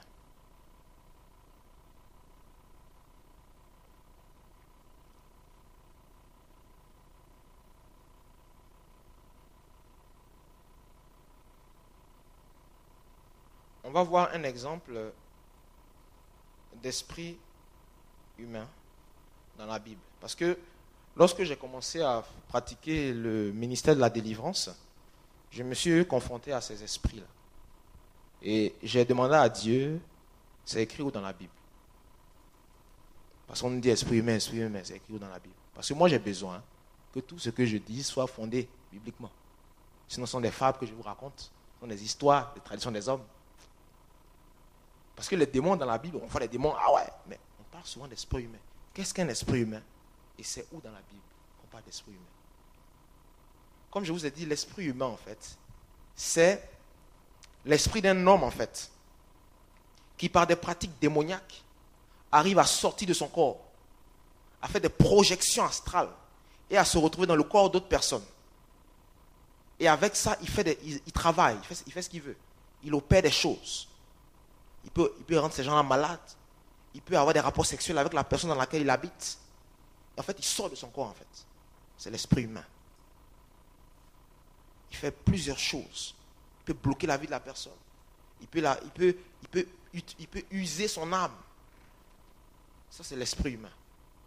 C'est une classe de démons. Mais ce sont des hommes, en fait, qui sortent de leur corps. Bien sûr, ce ne sont pas des chrétiens, ça c'est clair. Des hommes, des esprits d'hommes qui sortent, qui travaillent. Et on appelle ça souvent la projection astrale. Ils voyagent dans le monde invisible. Ils voyagent, ce sont des voyageurs. Mais leurs voyages, des fois, peuvent être très risqués. Parce que l'esprit humain est un esprit, en fait, qui ne peut pas rester dans le corps d'une personne 24 heures sur 24. Parce que c'est un homme. Et il a un corps là-bas. Donc quand il sort, il doit retenir dans son corps. Par les techniques, il peut rester en vie. Là, vous le voyez, en fait, son esprit est parti. Il n'est pas là, en fait. Mais il doit revenir dans ce corps. Sinon, il meurt. Et son esprit reste errant. Bon, c'est clair qu'il va aller en enfer. Oui, son esprit reste errant. Donc, l'esprit humain n'est pas toujours dans la vie de quelqu'un. Une personne qui a besoin d'être délivrée d'un esprit humain, c'est un esprit qui n'agit pas 24 sur 24 en elle. Mais c'est un esprit qui a des œuvres dans sa vie. Maintenant, le démon, c'est un ange déchu. Et lui, il a une mission. Donc lui, il est dans le corps des personnes. Il en fait sa maison, son habitation, sa chambre. Il fait tout ce qu'il veut dedans. Lui, c'est un démon. Ce n'est pas un homme, c'est un ange. L'esprit humain, c'est un homme. Un homme qui sort. L'ange, c'est un ange. Ce n'est pas la même chose. Donc l'ange, il reste dans le corps, voilà, il fait tout ce truc démoniaque. Et l'ange reste dans le corps des personnes. L'ange déchu, ce n'est pas l'ange de Dieu, bien sûr. Et donc, il y a deux catégories d'esprits qu'on fait des délivrances. Lorsque Dieu délivre des personnes, il y a deux catégories d'esprits impurs. Il y a les esprits humains et il y a les démons. Et ces deux-là sont dans la vie des personnes. Et dans la Bible, il a fallu chercher un exemple d'esprit humain. Parce que dans la réalité, on le voit. Mais si dans la réalité, on le voit, c'est que dans la Bible, ça s'est manifesté aussi. Et nous allons prendre le livre de Matthieu, 16, du verset 14 au verset 21. Du verset 14 au verset 21. Matthieu 16, verset 14 à 21. Ici, il s'agit d'une... Matthieu 16. Attends, est-ce que j'ai bien dit Matthieu... Ah non.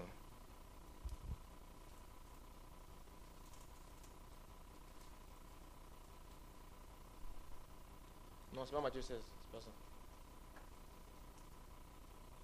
Matthieu 10, c'est Matthieu 10. Matthieu 10.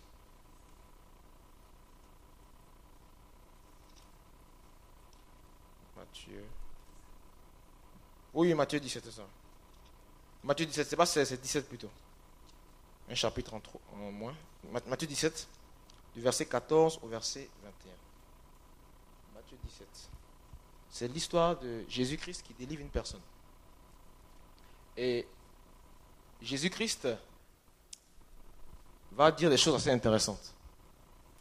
Lorsqu'ils furent arrivés près de la foule, un homme vient se jeter à genoux devant Jésus et dit : Seigneur, aie pitié de mon fils, qui est lunatique et qui souffre cruellement. Il tombe souvent dans le feu et souvent dans l'eau. Je l'ai amené à tes disciples et ils n'ont pas pu le guérir. Race incrédule et perverse, répondit Jésus. Jusqu'à quand serai-je avec vous? Jusqu'à quand vous supporterai-je? Amenez-le-moi ici. Jésus parla sévèrement au démon qui sortit de lui et l'enfant fut guéri à l'heure même. On revient un peu sur le verset 16. On revient un peu en avant. 15. Lorsqu'il fut arrivé près de la foule, un homme vint se jeter à genoux devant Jésus et dit : Seigneur, aie pitié de mon fils qui est lunatique et qui souffre cruellement. Il tombe souvent dans le feu et souvent dans l'eau. Ensuite, je l'ai amené à tes disciples et ils n'ont pas pu le guérir. Donc en fait, ici, dans tout ce qu'on a lu, en fait, il a expliqué en fait que l'esprit en fait qui agissait ici se saisissait en fait de la personne. Parce que le Père a dit en fait, lorsque l'esprit s'empare de lui, il devient muet, il devient ceci, il devient cela. En fait, l'esprit s'emparait de lui en fait. L'esprit n'était pas toujours en lui. C'est un esprit humain. C'est un esprit qui s'emparait de lui. Et quand il avait fini sa sale besogne, il repartait. C'est pour ça qu'après Jésus va dire, cette sorte de démon ne sort que par la prière et le jeûne. Il a dit cette sorte. Parce que Jésus a reconnu que c'est un esprit humain qu'elle a. Et l'esprit humain dans la réalité en fait, c'est une personne. C'est un esprit d'homme qui n'est pas toujours dans la personne. Ou bien c'est un homme en fait qui travaille avec des démons, qui envoie dans la personne pour faire des œuvres. Et Jésus va dire que cette sorte d'esprit, en fait quand on descend, Cette sorte de démon ne sort que par la prière et le jeûne. Je ne dis pas que pour être délivré d'un esprit humain, il faut forcément, toujours, jeûner et prier. Parce qu'on a chassé des esprits humains au nom de Jésus, ils sont partis. Ça, après, maintenant, c'est la puissance de Dieu qui agit. Mais Jésus explique des choses ici. C'est des démons aussi qui peuvent sortir. C'est l'esprit humain, une personne peut jeûner et prier, et Dieu la délivre. Par la parole, elle lit la parole de Dieu, elle lit la parole de Dieu, elle écoute la parole de Dieu. Et lorsque cet esprit-là, en face de la parole de Dieu, il est énervé, il part en fait. Il voit qu'il n'a plus rien à faire ici. Et dans cette situation-là, en fait, la Bible dit en fait que lorsque l'esprit s'empare de la personne, lorsqu'il le saisit, tombe par terre, se jette à terre. Et ça, en fait, c'est un esprit humain. C'est un esprit humain.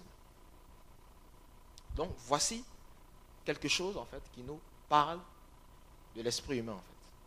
Et après, c'est clair que vous avez la catégorie des démons, les anges déchus, là, voilà, que on dit au nom de Jésus, voilà, le démon part et tout. Ça, c'est des anges déchus. Mais vous avez également les esprits humains qui se saisissent des personnes selon des heures, selon des activités, selon des pratiques. Ils ont un temps, ils ont des heures et ils agissent. Et on va voir un exemple de démon. Un exemple de démon, en fait. Et c'est une personne, en fait, qui a été guérie par une délivrance. Pour dire également que la délivrance peut apporter la guérison d'une personne. Une maladie peut être provoquée par un démon. Donc si les gens prient pour que Dieu guérisse la personne, il faut appliquer le bon remède voilà, il faut appliquer le bon remède. Donc si vous priez pour la guérison, c'est un démon. Il n'y aura rien. C'est un démon. Il faut chasser le démon. Et la personne est guérie. On voit cela au livre de Luc 13, du verset 10 au verset 13. Jésus enseignait dans une des synagogues le jour du sabbat. Et voici, il y avait là une femme possédée. Voyez-vous? Possédée. Intéressant. D'un esprit qui la rendait infirme depuis 18 ans. Possédée d'un esprit qui la rendait infirme depuis 18 ans. Elle était courbée et ne pouvait pas du tout se redresser. Lorsqu'il a vu, Jésus lui adressa la parole et lui dit, femme, tu es délivrée de ton infirmité. Donc Jésus a chassé l'esprit. Et lorsqu'elle était délivrée, il lui imposa la main. À l'instant même, elle se redressa et glorifia Dieu. L'esprit est parti, délivré, guéri, un miracle instantané.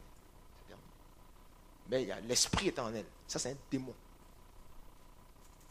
Ensuite, on peut voir également dans le livre de Matthieu 9 au verset 32, une autre histoire aussi qui explique aussi une personne qui était habitée d'un esprit qui la rendait muet et sourd. Et lorsque Jésus l'a délivré, il a dit, esprit, pars. Dès que l'esprit est parti, elle a parlé. La personne a parlé. C'était un esprit qui la rendait muette. Une personne qui est muette, ça peut être un démon qui le rend muet. Quand l'esprit part, c'est fini, délivré. Et la personne est guérie. Voilà pourquoi aujourd'hui, il est important de se dire que la délivrance est importante. Il faut la puissance de délivrance dans l'église. Il ne faut pas croire que ce n'est pas nécessaire. C'est nécessaire pour guérir les malades, pour délivrer les captifs. Donc, ce sont des exemples de guérison en fait. Et donc, on a vu l'esprit humain et les démons, des manifestations en fait. Et ce que la délivrance apporte. Et cette personne, l'enfant qui était malade, il était malade aussi. Il avait des problèmes. Et lorsqu'il était délivré, il a retrouvé la bonne santé. Il a retrouvé son esprit. Un esprit normal, l'esprit d'une personne sensée. Donc, voici des manifestations. Aujourd'hui, les démons peuvent agir dans beaucoup de situations en fait. Dans des caractères. On peut être colérique, très colérique, et ça peut être provoqué par des démons. On peut être très jaloux même, ça peut être provoqué par des démons. On peut être très nerveux, ça peut être provoqué par des démons. Dans toutes les œuvres de la chair, comme c'est cité en Galates 5 au verset 19, toutes ces œuvres-là peuvent être provoquées par des démons. Galates 5 verset 19. Parce que là on parle des œuvres de la chair, et après on parle des œuvres de l'esprit. Les œuvres de la chair, vous avez l'animosité, les querelles, la violence, les disputes, les critiques, tout ça, ça peut être des démons qui agissent et qui vous poussent à faire ça. Ça ne veut pas dire que lorsque vous serez délivré, vous n'allez plus jamais vous mettre en colère. Mais l'esprit d'impudicité, de dissolution de tous ces esprits-là, en fait, active ces choses-là. Et vous avez l'impression que vous êtes liés. C'est comme un poids, en fait. Quand vous devenez colérique, vous êtes comme une autre personne. Vous êtes comme une autre personne, on ne te reconnaît plus. Ça, c'est des démons qui vous transforment en une autre personne. La critique. Vous n'arrivez pas à ne pas critiquer les gens. Il y a toujours un truc qui vous fait critiquer. Ça peut être des démons. Le complexe d'infériorité, ça peut être des démons. Il y a tellement de choses qui peuvent être provoquées par les démons. Puisqu'ils ont la liberté d'agir dans ce monde comme ils veulent. Depuis que Adam, l'ancêtre, leur a donné la clé, tenez. Et ils agissent, ils n'ont pas de problème. Et donc, toutes les œuvres du chapitre de Galates 5 au verset 19 peuvent être provoquées par des esprits. Mais ça ne veut pas dire que lorsqu'on sera délivré, on ne va plus jamais être en colère. Mais après, c'est la parole de Dieu qui va renouveler notre intelligence et nous aider à ressembler, à être comme Jésus. À être comme Jésus. C'est la parole de Dieu maintenant. Mais, lorsqu'on sent que ça nous oppresse, qu'on prie, on fait tout, on n'arrive pas, peut-être qu'on a besoin de délivrance. Peut-être. Et il faut être honnête, il faut le reconnaître. Il y a des esprits qui agissent dans tout. Il y a même des esprits même qui agissent dans la comédie. Je vous dis, ça fait rire. Mais même dans la comédie, dans le théâtre, il y a des démons. Il y a des gens qui se sont chopés des démons dans la comédie. En faisant certaines scènes de théâtre, ils ont pris des choses. C'est bizarre, hein? Mais ils sont partout. Donc il n'y a pas un secteur où, ah non, là, il n'y a pas de démons. Là, c'est sanctifié. Non. Ils sont partout, puisque le monde est sous la puissance de Satan. Donc, tous les domaines leur sont réservés. Tous les domaines leur sont accordés. Donc, comment on peut hériter des esprits? C'est par le péché, tout simplement. Il n'y a pas beaucoup d'explications à faire dessus. C'est par le péché. Parce que le péché ouvre des portes aux esprits. C'est leur nourriture. Et lorsqu'on pêche, on hérite des choses. Ça peut être héréditaire aussi. Parce que les ancêtres ont fait des choses. Voilà. Ça peut être des liens aussi. Nos parents faisaient des choses. Et lorsque nous naissons, bon, c'est des choses, c'est dans le sang. Donc il y a plusieurs façons de le faire. Mais de toutes les façons, la vérité, c'est que c'est le péché qui a amené toutes ces choses dans la vie des hommes. C'est le péché qui a ouvert la porte au diable, tout simplement. Et donc, on voit ici que les œuvres de la chair aussi peuvent être manifestées par des esprits. L'esprit de colère. Plusieurs esprits. Et donc, quand je parlais des esprits humains, en fait, je vous ai dit que ce sont des esprits qui, par des pratiques impures et démoniaques, arrivent à agir dans la vie d'une personne et à habiter d'autres corps temporairement. Je vous ai parlé de projection astrale. Je vous ai dit qu'ils ne sont pas constamment dans le corps d'une personne. Mais il faut savoir que le diable ne fait que copier ce que Dieu fait. Parce qu'il était avec Dieu en fait. Donc dans la Bible aussi, on peut voir des exemples de personnes qui sortent de leur corps en esprit avec Dieu. Parce que le diable c'est un copieur. Donc tout ce qu'il fait, il n'a rien créé. Il n'a pas créé de nouveauté. Il ne peut rien créer. C'est Dieu qui crée. C'est la parole qui est créatrice. Donc on voit ici, dans le livre de... Voilà, là maintenant c'est véritablement 2 Rois 5, du verset 25 à 27. En fait c'était ici que c'était 2 Rois en fait. 2 Rois 5, verset 25 au verset 27. Ici c'est le prophète Élisée. Bien le prophète Élisée. Et en fait, Élisée était avec un roi, avec un général qui s'appelait Naaman. Et Élisée en fait... va donner des instructions de Dieu à cet homme et il va guérir. Il va obtenir un miracle en fait. Et lorsque Naaman veut partir, il veut absolument donner de l'argent à Élisée en fait, pour le remercier. Oui, vraiment c'est l'offrande, vraiment parce que vraiment tu m'as béni. Élisée lui dit qu'il n'a pas besoin de ça en fait, qu'il peut partir. Et donc, lorsque Géasi, qui est son collaborateur, voit que dans cette histoire il n'y a même pas d'argent, il se rend compte que c'est très bizarre. Et donc, Géasi, en fait, quand vous lisez tout ça, en fait, Géasi va courir derrière Naaman lorsqu'il y a une bonne distance d'Élisée et aller lui dire, en fait, voilà, il va lui demander de l'argent, en fait, tout simplement. Et il va prendre de l'argent avec Élisée. Et quand il vient, Élisée lui demande, d'où viens-tu, Géasi? Qu'est-ce que Géasi lui répond, c'est un menteur. Ton serviteur n'est allé nulle part. Qu'est-ce qu'Élisée lui dit? Élisée lui dit, mon esprit non plus n'a pas été absent. Reprit Élisée. quand ce personnage a tourné bride pour aller à ta rencontre. Ça, c'est dans la version hébraïque. Était-ce le moment de prendre l'argent ou vêtements, olivier ou vignoble, brebis ou bœuf, esclave ou servante? Donc Élisée lui dit que mon esprit n'était pas absent. Quand tu faisais ça, mon esprit était là-bas en fait. Élisée a vu tout ce que Géasi est en train de faire. Et il voulait tromper Géasi. Mon esprit n'était pas absent. Mon esprit était là. Et le prophète Élisée est un prophète particulier, qui avait une dimension de révélation assez particulière. Et grâce à l'Esprit de Dieu, il pouvait sortir en fait, et voir des choses ailleurs, sorties de son être. Et il dit que mon esprit n'est pas absent, il a vu tout ce que tu as fait. Et voit Géasi confondu devant l'onction d'Élisée. Ça, c'est une capacité en fait. Il sortait de son être. Et ce n'est pas le seul exemple. Il y a d'autres exemples en fait qui nous montrent effectivement que quelqu'un peut sortir de son corps, que ce soit avec les puissances des ténèbres ou bien avec la puissance de Dieu. Et avec la puissance de Dieu, avec le Saint-Esprit, on voit l'exemple d'Ézéchiel, le prophète Ézéchiel, au chapitre 8, du verset 3 à 4, qui va vivre des choses extraordinaires. Ézéchiel, la Bible dit que, si on peut mettre Ézéchiel 8, verset 3 à 4, Ézéchiel 8, verset 3 à 4, il étendit une forme de main et me saisit par les cheveux de la tête. L'Esprit m'enleva entre la terre et le ciel et me transporta dans des visions divines à Jérusalem, à l'entrée de la porte intérieure, du côté du septentrion, où était l'idole de la jalousie qui excite la jalousie de l'Éternel. Donc le prophète Ézéchiel dit que l'Esprit l'a enlevé entre ciel et terre. L'Esprit l'a ravi. Quand on ravit quelqu'un, c'est qu'on l'enlève, on le prend. Et Ézéchiel est sorti de lui. Il a été ravi en esprit. Et on l'a amené dans des visions.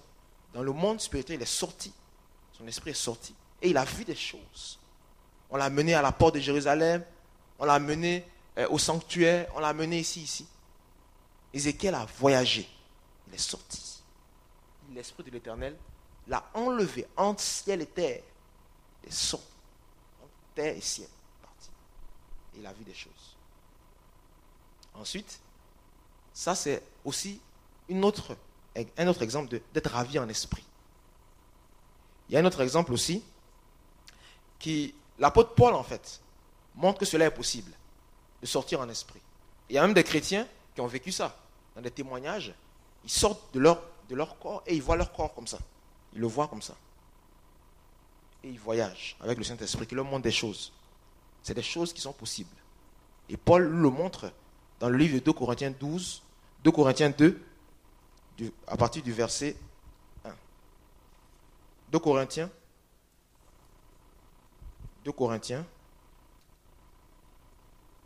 2.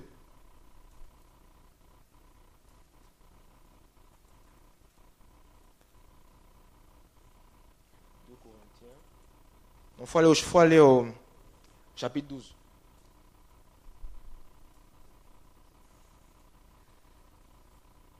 Chapitre 12. Il faut se glorifier, cela n'est pas bon. J'amènerai néanmoins à des visions et à des révélations du Seigneur. Je connais un homme en Christ qui fut, il y a 14 ans, ravi jusqu'au 3e ciel. Et la Bible dit, si ce fut dans son corps, je ne sais. Si ce fut hors de son corps, je ne sais. Dieu le sait. On continue. Et je sais que cet homme, si ce fut dans son corps ou dans son corps, je ne sais, Dieu le sait, fut enlevé dans le paradis. Et qu'il entendit des paroles ineffables qui n'est pas permis à un homme d'exprimer. Donc vous voyez, en fait, l'apôtre Paul ici montre qu'il est possible d'être enlevé dans son corps, puisqu'il dit, si c'est dans son corps, hors de son corps, Dieu le sait. En fait, il montre ici qu'il est possible pour un homme de sortir de son corps, en fait, avec le Seigneur. Et lui-même, Paul a vécu ça, parce qu'on va voir dans le livre de Colossiens. Colossiens 2 au verset 5. La Bible dit que, il parle aux Colossiens et il leur dit, en effet, même si je suis absent de corps, je suis avec vous en esprit.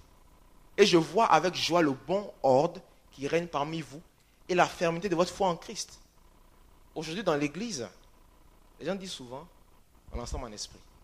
On est ensemble en esprit. Il faut qu'on essaie de bien comprendre ce que ça veut dire, on est ensemble en esprit. On est ensemble en esprit. Paul dit, si je suis absent de corps, je suis avec vous en esprit. Et je vois, il voit le bon ordre qui règne parmi vous et la fermeté de votre foi en Christ. Paul dit qu'il est présent en esprit. Son esprit pouvait voir ce qui se passait, sortir et voir. Et aujourd'hui, on dit on est ensemble en esprit. Est-ce que tu vois ce que j'ai fait? Quand je suis en train de pécher là, tu vois ça? Quand je prie, tu me vois? On est ensemble en esprit, on est ensemble en esprit. C'est une parole maintenant qui est dans l'église. On est ensemble en esprit. Est-ce que ton esprit voit ce que je fais? Non. Il faut qu'on se pose la question. Parce que c'est devenu une parole religieuse que tout le monde dit. Mais tu n'es pas avec moi en esprit. Tu n'es pas avec moi, tu ne vois pas ce que je fais. Mais Paul sortait et voyait ce qui se passe. Il dit, je vois le bon ordre qui règne qui règne. Parce qu'il dit absent de corps. Donc là, il parle de façon physique même. Absent de corps, mais je suis avec vous en esprit. Je vois ce qui se passe. Paul a vécu ça. Il voit ce qui se passait dans l'église de Colosse. Il voit le bon ordre et la fermeté de leur foi en Jésus-Christ. Et aujourd'hui, il est important qu'on se pose la question. De ne pas dire, on est ensemble en esprit comme ça. Parce que si moi je dis par exemple à Grégory que je suis avec lui en esprit, que je suis en Côte d'Ivoire, il faut que mon esprit soit avec lui, effectivement. Sinon on n'est pas ensemble en esprit. On n'est pas ensemble en esprit. Et ce qui est intéressant, c'est que c'est la seule église à qui Paul dit ça. Donc Paul ne parle pas dans chaque épître, je suis avec vous en esprit, je suis avec vous en esprit, je suis avec vous en esprit. Non. Non. Il les aimait tous. Toutes ces églises ont été créées par Paul. Mais Paul ne leur disait pas toujours ça en fait. C'est à une seule église qu'il dit ça. Je suis avec vous en esprit en fait, je vois ce que vous faites. Paul avait la capacité, par le Saint-Esprit, de pouvoir voir des choses. Et lui-même il dit que c'est possible. Un homme peut sortir de son corps et voir des choses. Et aujourd'hui, même aujourd'hui en tant que chrétien, il y a des gens qui vivent ça, qui sortent de leur corps, leur esprit sort. Ils vont dans le paradis, ils vont dans les coins, ils voient des choses. Et cela est biblique. Et cela aussi explique aussi que le diable peut aussi sortir et faire des choses par les esprits humains, tout simplement. Donc, aujourd'hui, vraiment, on a essayé de voir l'œuvre des démons, en fait, dans les vies des gens. L'existence des démons, les différentes classes de démons, l'organisation des démons, la puissance de Jésus-Christ, la puissance de vision, la puissance que Dieu donne à des hommes de pouvoir être ravis en esprit. Et on a vu les manifestations que le diable peut opérer dans la vie des gens. Il peut amener la maladie, il peut amener le blocage, il peut amener la mort, il peut amener beaucoup de choses. Mais il ne vient jamais faire du bien aux hommes. Même si les hommes pensent que, entre guillemets, ils sont bien, en fait, ils ne sont pas bien puisque leurs âmes ne sont pas sauvées, puisqu'ils ne connaissent pas Jésus. Et puisque leur destinée n'est pas le ciel, en fait, ils ne sont pas bien. Tout ce qu'il fait, c'est leur miroiter des choses pour qu'ils s'éloignent de la vérité, pour qu'ils s'éloignent de la connaissance de Dieu, pour qu'ils pensent que c'est ça la vie et qu'ils oublient Dieu. Voilà ce que le diable opère, c'est la séduction. Pour être sûr que leur âme ne sera jamais sauvée. Il va tout faire. Quelqu'un peut être bien, quelqu'un peut penser qu'il a la gloire du monde, qu'il a de l'argent, qu'il est beau, que toutes les télévisions le voient, que c'est une star. Oui, mais cette personne est possédée par des démons. Mais sa vie est bien. Mais lorsqu'il ne sera plus sur la terre, il n'aura pas assuré son salut. Et ça, c'était le but du diable. Donc ça peut être un bien qui est produit comme ça, mais le but, c'est que la personne ne connaisse jamais la vérité et meurt en enfer. Voici le but du diable. Voici le but des démons. Et qu'est-ce que Jésus vient faire aujourd'hui? Jésus vient délivrer. Jésus vient libérer les captifs.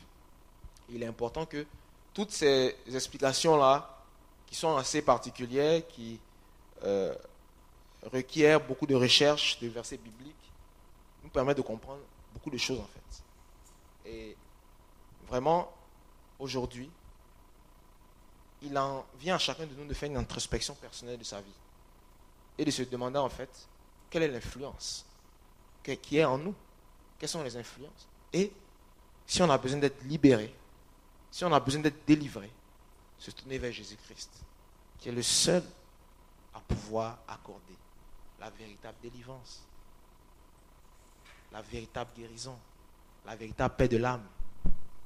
Il n'y a que Jésus-Christ. Je ne connais pas une autre personne qui peut faire la délivrance véritable. Donc vraiment, ce soir, c'est vrai qu'on a pris un peu de temps. Je vous prie de m'excuser pour ce temps On a dépassé le temps normal. Mais c'est un enseignement important. C'est un enseignement qui dépouille les œuvres des ténèbres. Il faut les dépouiller. Il faut les dépouiller. Même les arts martiaux. Beaucoup d'arts martiaux sont des pratiques démoniaques. Les prises que les gens font, les cérémonies, les prises de ceci, de cela, ce sont des fois des appels à des démons puissants, des démons guerriers. Ce sont des incantations. Il faut dépouiller les œuvres des ténèbres. Et c'est un séminaire aujourd'hui. Et nous sommes là pour dépouiller les œuvres des ténèbres sur la base de ce qui est écrit dans la parole de Dieu, dans la Bible. Véritablement. S'il y a des personnes vraiment qui ont besoin vraiment, qui sentent que après ce message, elles sont liées par des choses, elles peuvent lever la main. Et nous allons prier pour elles. Aucun démon ne peut résister à la puissance de Dieu. Quelles que soient ses manifestations, quel que soit ce qu'il fait, aucun démon ne peut résister à la puissance de Dieu. Il suffit d'être humble et de reconnaître qu'on a besoin d'être libéré. Parce que si on est venu écouter cette parole, c'est qu'on aime le Seigneur et qu'on a besoin d'être libéré. Vous pouvez vous lever votre main. On va prier pour vous. Et la délivrance ne fait pas 1 heure, elle ne fait pas 2 heures. La délivrance est de Jésus-Christ. Elle ne fait pas 10 ans. On va prier afin que vous soyez libérés. Est-ce qu'on peut le temps? On peut continuer? Okay. On va vous demander de vous avancer. Cet élan de prière. Afin qu'on prie pour que vous soyez délivrés des puissances qui vous oppressent. Ce sont des puissances de sorcellerie. Vous pouvez avancer tranquillement. Ce sont des puissances de sorcellerie qui détruisent vos vies. Mais ce soir, la puissance de Dieu est disponible pour délivrer, quels que soient les liens, quelles que soient les opérations du diable. Ce soir, vous-même, vous allez vous positionner et vous allez demander à Dieu de vous délivrer. Parce que la délivrance ne vient pas d'un homme, elle ne vient pas d'un prédicateur, elle vient de Jésus-Christ. Vous allez vous positionner personnellement afin de bénéficier de votre miracle. Priez le Seigneur. Dites cette parole à Dieu. Seigneur, je crois que tu es puissant. Je crois que tu es le Dieu de la délivrance. Je crois qu'il n'y a qu'avec toi que je peux obtenir la délivrance. Je te prie de me délivrer. Je te prie de me libérer des puissances des ténèbres. De me libérer des puissances de l'enfer. Oui, je connais ce qui lie ma vie. Je connais ce qui oppresse mon âme. Je connais ce qui me trouble les nuits. Je connais ce qui me bloque. Mais je veux parler à ces puissances de l'enfer. Et je veux proclamer ce soir que j'ai besoin d'être délivré. Que j'ai besoin d'être libre. Oh Seigneur Dieu de gloire. Merci pour ta puissance. Merci pour ta grâce ce soir. Merci pour l'onction de Dieu qui est disponible ce soir. Pour l'onction de délivrance, Seigneur Dieu de gloire, qui est disponible. Qui vient de ta parole. Qui vient de ta parole pour affranchir. Pour libérer. Pour toucher les corps. Pour toucher les vies. Pour toucher les vies. Oh Seigneur Dieu de gloire, je prie maintenant. Afin que ta puissance de délivrance maintenant descende dans cette salle. Que la puissance de Dieu maintenant descende dans cette salle.